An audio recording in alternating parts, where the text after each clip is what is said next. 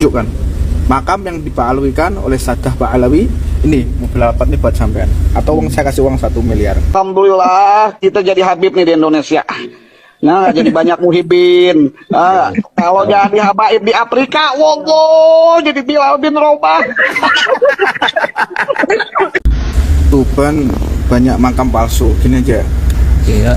Kalau bisa menunjukkan yang dimaksud adalah Sadah bin Bani Alawi, ada makam palsu di Tuban, satu titik saya kasih uang 1 miliar.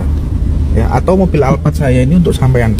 Kalau bisa menunjukkan yang dibuat oleh Sadah Ba'alawi di Tuban, ada makam palsu, ada pemakaman palsu, monggo silahkan. Nih Alphard nih buat sampean, hadiah buat sampean. Kalau bisa menunjukkan makam palsu di Tuban yang dibuat oleh Sadah Ba'alawi atau makam yang dipa'alwikan, tunjukkan makam yang dipa'alwikan oleh Sadah Ba'alawi. Ini mobil Alphard nih buat sampean, atau saya kasih uang 1 miliar. Oke? Jangan cuma akun bodong. Itu rumah saya jelas kan, semua satu Tuban insya Allah tahu, banyak yang tahu, banyak kenal sama saya. Ya, cari saya ya. Ada Gus A B C D, wah hasil habaib kena wah ramai anak puyeng. Udah bodoh. Bodoh amat, biarin aja Beb. Jangan dibahas Beb. Ya, biarin aja. Soalnya pada nanya Beb, pada nanya sama anak. Iya Beb. Gini gimana gitu, gimana bilang alhamdulillah udah jadi Habib di Indonesia, bersyukur kepada Allah Subhanahu wa taala sudah jadi Habib di Indonesia. Coba kalau jadi Habib di Afrika, auzubillah panas.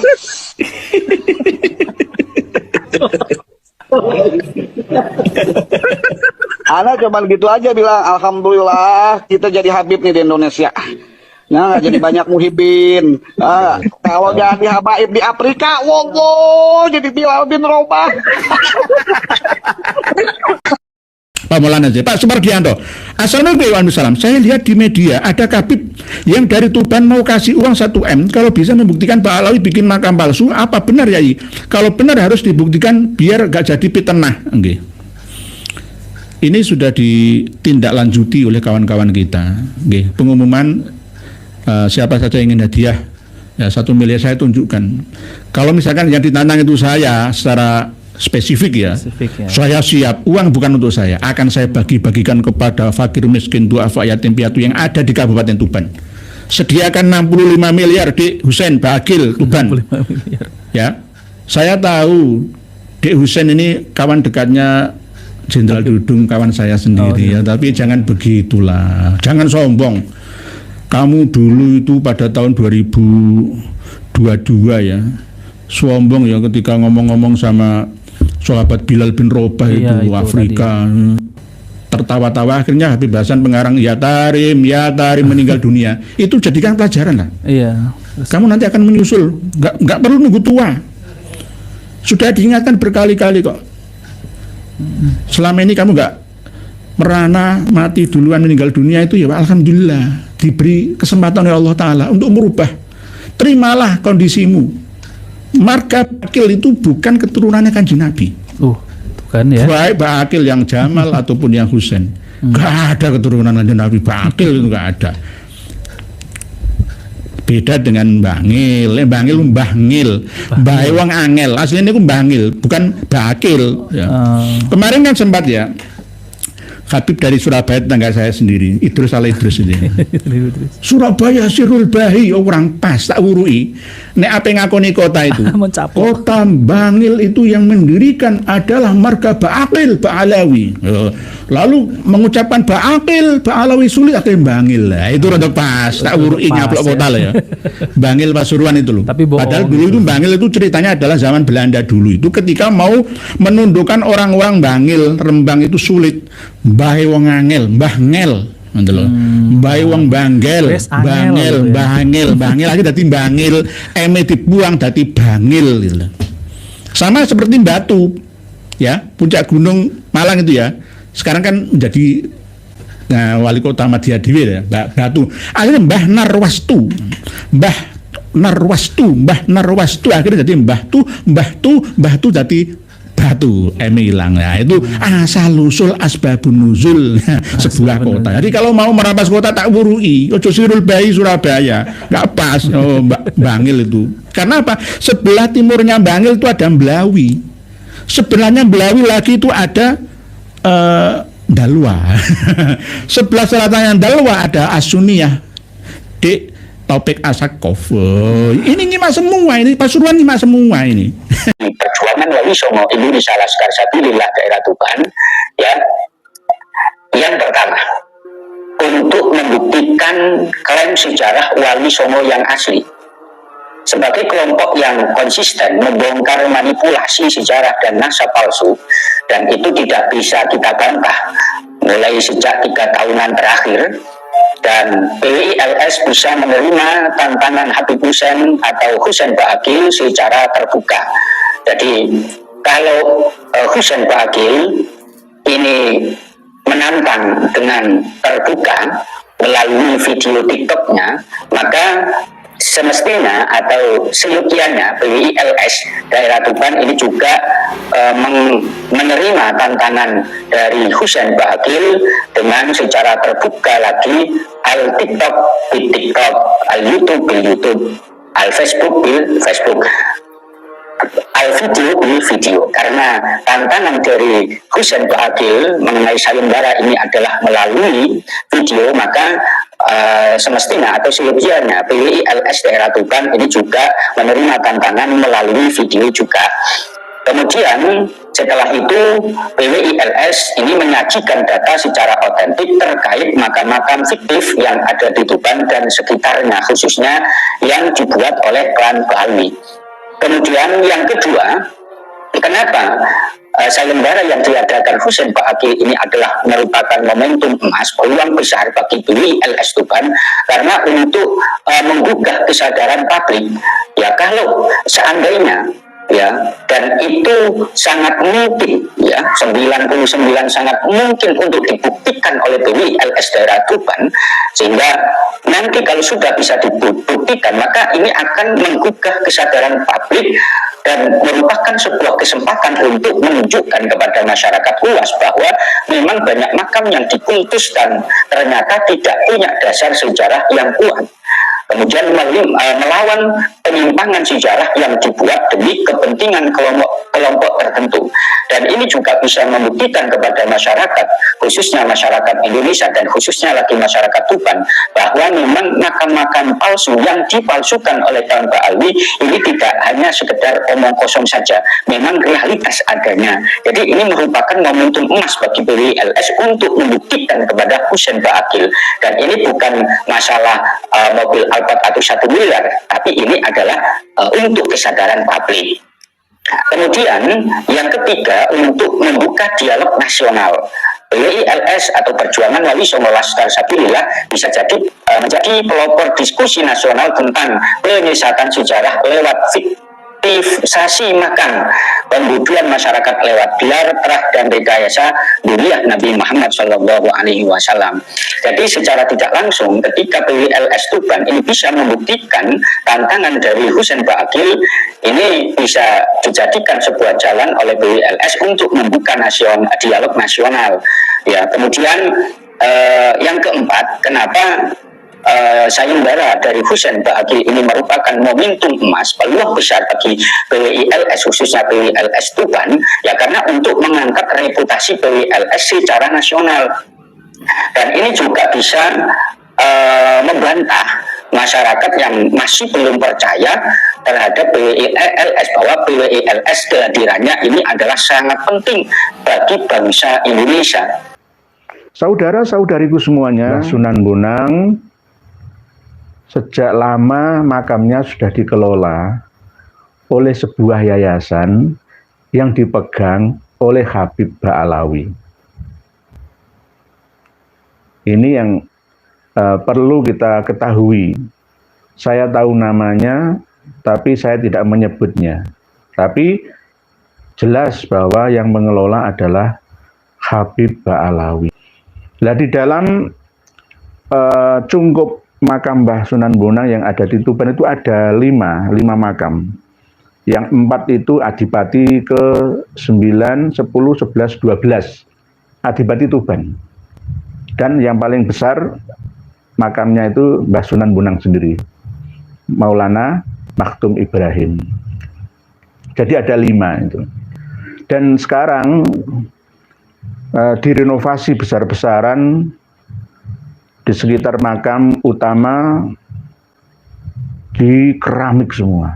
Itu tidak boleh sebenarnya. Bahkan katanya sebagian juga ada marga dari Yaman dan Arab yang kepingin mendekati makam Mbah Sunan Bonang. Ditulis itu ada namanya. Coba kalau nggak percaya, jangan lihat sini. Ada nama-namanya. Ada yang meninggal baru 2018 yang lalu. Di keramik, ditutup rapat keramik. Gitu. Ini yang tidak dibolehkan dalam Islam. Ya mohon maaf. Makam dicor baik yang ada di dalamnya sampai di luarnya itu tidak boleh. Harus terbuka, ada udara keluar, biar hujan kehujanan entah panas kepanasan biarkan. Karena ada sistem uap ya, dimensi antara langit dan bumi secara rohaniah. Ya, ini nanti akan kita bahas lagi. Harus terbuka. Jadi tidak boleh keramik total, nggak ada angin-anginannya sama sekali. Katanya kan umat Islam sebagian besar pemahamannya kan nanti kita akan dibangkitkan lagi dari kubur kita. Wa idal kubur rubu' sirat itu. Katanya kan seperti itu, tapi kenapa kok malah dicor ya, diplester, di keramik seperti itu kan nggak boleh. Dalam ilmu fikih itu haram, diharamkan. Jadi bukan berarti bangkit dari kubur itu langsung, itu enggak. Nanti kita akan bahas lagi cerita tentang Yaumul Ba'si yang ada di dalam surat Al-Hajj ayat kelima. Insya Allah dalam lain tema. Jadi Mbah Sunan Bonang sudah mulai di sekitarnya itu ada habib-habibnya. Sudah jelas di depan mata. Tapi kita ini banyak yang menutup mata. Oleh sebab itu, sekarang ada makam-makam baru yang tertera di batu nisannya itu nama-nama marga dari Ba'alawi. Khususnya yang ada di depan gapuro yang ketiga, pintu masuk, mendekati ring 1, makam utama Mbah Sunan Bonang, sebelah kanan itu ada belasan makam, ada yang marga Al-Jufri dan ada marga-marga Ba'alawi yang lain. Padahal 3 tahun yang lalu itu belum ada. Sebelum corona itu belum ada. Sekarang ada. Lah ini bagaimana? Apakah keberadaan makam itu benar-benar makam seorang keturunan Ba'alawi yang bermarga Al-Jufri dan lain-lain, atau hanya sekedar makam terlantar yang diba'alawikan dengan dipasang di atasnya itu sebuah batu nisan. Kalau kita lihat dan saya lihat ya, itu ada yang meninggal tahun 1991, ada yang 2003, kan baru ya. Ada yang meninggal tahun 1981, ada yang 91, macam-macam. Jadi ada yang belum lama meninggalnya. Kita patut curiga, ada apa ini? Ada apa ini? Kok bisa? Kok bisa? Kita tidak curiga karena memang makam yang ada di ring 1, ring 2 itu masih aktif. Masih menerima jenazah untuk dimakamkan di sekitar situ. Ada yang 2021 kemarin meninggal, ya ada di sekitar ring 1 dekat dengan makam utama Mbah Sunan Bonang. Yang ini yang mencolok sekali ya di depan mata, ya di depan gapura yang ketiga, pintu masuk Paduraksa sebelah kanan. Coba jenengan lihat-lihat. Kalau nggak datang langsung ke sana ya lihat melalui video YouTube ada. Nanti mungkin kita tampilkan kan ya. Kita tampilkan video yang dari Mas ya, nanti kita tampilkan di deskripsi. Jadi ada seorang YouTuber juga yang sudah menampilkan. Dan saya sudah menghubungi langsung beberapa ahli waris dari Mbah Sunan Derajat, Mbah Sunan Ampel, sudah saya telepon langsung bahwa memang memprihatinkan dan selama ini kita diam karena selain dulu belum ada medsos seperti sekarang. Dan alhamdulillah saya sudah minta izin untuk mengangkat tema ini ke publik supaya diketahui bahwa ternyata memang benar kita ini mau digusur, mau digeser.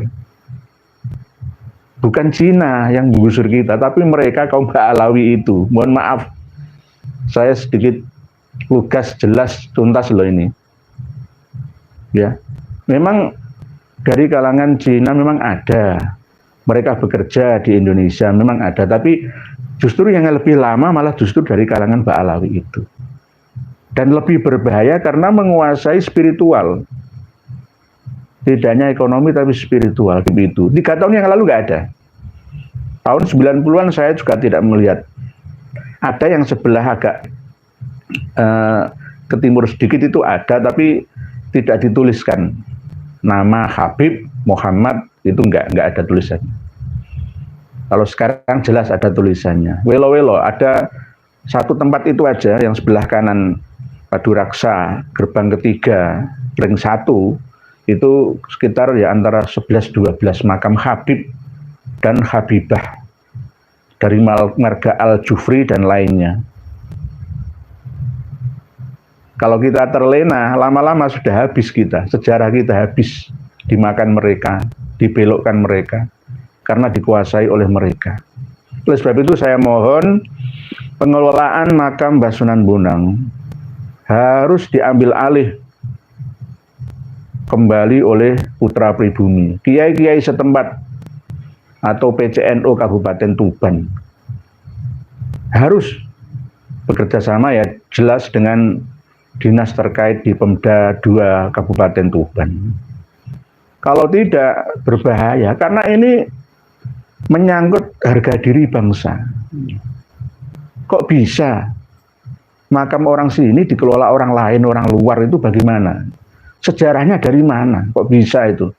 Dan di situ tertulis silsilah nasabnya Mbah Sunan Bonang, Maulana Maktum Ibrahim itu sampai Alwi bin Ubaidillah bin Ahmad Al-Muhajir bin Isa Ar-Rumi bin Muhammad An-Nakib bin Ali Al-Uraidi bin Ja'far Shodiq bin Muhammad Al-Bakir bin Ali Zainal Abidin bin Husain bin Ali bin Abi Thalib. Diba'alawikan, sudah diba'alawikan.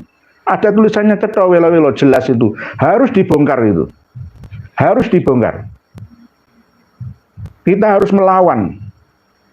Saya akan menggunakan segenap kemampuan bersama dengan teman-teman untuk perjuangan ini. Karena apa? Mbah Sunan Bonang itu dari sisi ibu memang ibu beliau adalah putrinya Aryo Tejo Adipati Tuban. Tapi dari sisi ayah ke Surabaya sini Mbah Ali Rahmatullah atau Said Rahmatullah Mbah Sunan Ngampel Dento. Berarti nantinya Mbah Sunan Ampel Dento ini ya diba'alawikan sampai Mbah Ibrahim As-Samarkandi sampai Syekh Jumadil Kubro diba'alawikan semua. Jadi Mbah Sunan Bonang sudah mulai di sekitarnya itu ada Habib-Habibnya. Sudah jelas di depan mata. Tapi kita ini banyak yang menutup mata. Sekelas Pemda saja, Dinas Pariwisata aja tidak tahu sejarah, apalagi orang awam. Contoh mana? Ya ini, beliau kegelisahan dari Romo Yai Raden Syarif Rahmat. Justru yang ikut bangun makam Syekh Jumadil Kubro yang ada di Terboyo itu ya dapat bantuan juga dari pihak Pemda itu loh. Yang bangun makam KRT Sumodiningrat yang ada di Lamer Kidul itu juga ada dana dari negara. Itu bagaimana kok bisa itu loh. Berarti ini ada orang kuat di belakangnya. Siapa dia? Saya tahu semuanya. Nanti habis bongkar-bongkar semua. Ada orang kuat, Mr. X, mengendalikan semua. Dan saya tahu orangnya. Baik yang di Ngampel, yang sulit itu di Derajat. Raden Kosim, Sunan Derajat itu makamnya masih dikelola oleh ahli waris setempat, ya. Dan Mbah Sunan Giri, kalau saya Maulana Malik Ibrahim sudah dikelola Mbah Alawi. Contoh Khaul Gresik itu. Sama Kudus itu masih independen. Muria kadang-kadang, Kalijogo ya kadang-kadang. Gunung Jati masih murni. Jadi inilah kenyataan bahwa ternyata hegemoni Mbah Alawi itu benar-benar nyata, tidak hanya pepesan kosong belaka. Dan kita hanya istilahnya tidak peduli, tidak menerapkan kewaspadaan, kewaskitaan. Padahal ini menyangkut masa depan anak cucu kita. Di antaranya adalah masalah sejarah itu. Saudara-saudariku semuanya, dimanapun panjenengan semua berada, semoga senantiasa berbahagia. Mbah Sunan Bonang yang sudah dibaalawikan silsilah nasabnya itu harus segera ditindaklanjuti. Kerjasama antara LSM dan Laskar Raja Wali Songo, ya, untuk terjun ke semua makam-makam Wali Songo yang ada, untuk meluruskan sejarahnya, karena ini berhubungan dengan masa depan bangsa. Kalau sejarahnya sudah dirusak, maka bangsa pun yang akan datang, generasi kita sebagai anak bangsa, akan lupa dengan sejarah aslinya. Sehingga akan menjadi bangsa yang terjajah. Bangsa yang mudah menyerah. Bangsa yang tidak peduli terhadap nenek moyang mereka yang telah susah payah berjuang untuk kemaslahatan mereka, anak cucunya itu. Ini yang harus kita lakukan. Khususnya dalam hal ini beliau yang masih dapat saya harapkan untuk terus berjuang meluruskan sejarah makam, yaitu Romo Yai Syarif Rahmat, yang tetap saya gandeng bersama untuk menggusur makam Mbah Priuk di Jakarta Utara itu, bersama dengan Pemda setempat.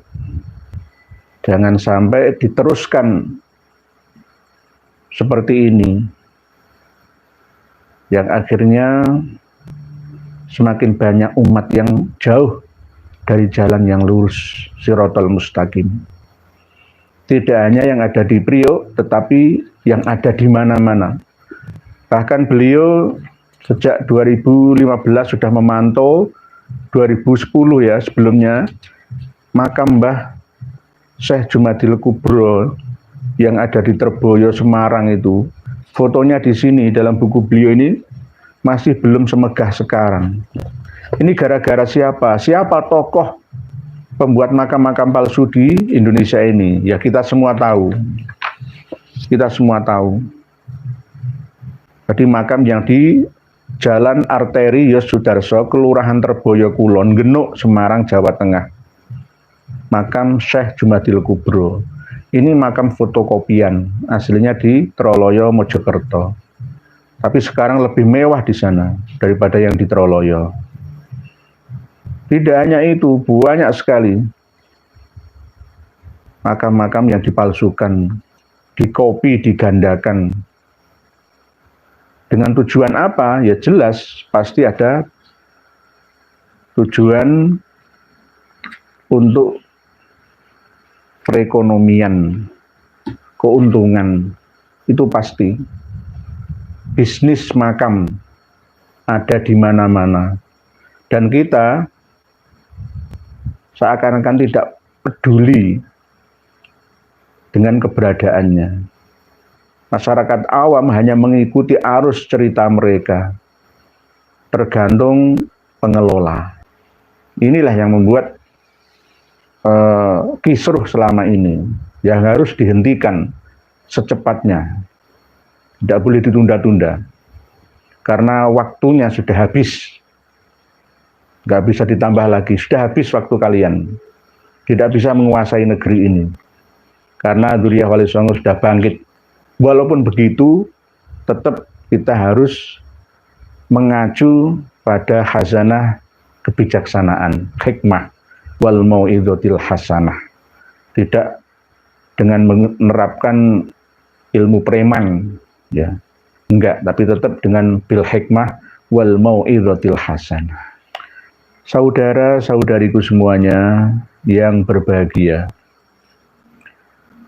tentang pemalsuan makam yang kian marak itu sebenarnya sudah diperhatikan, membuat resah juga beliau Romo Kiai Raden Syarif Rahmat dari Depok.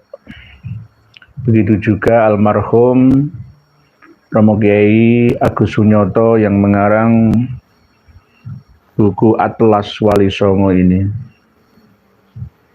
Sedangkan tahun 2015 yang lalu beliau Romo Kiai Raden Syarif Rahmat juga menulis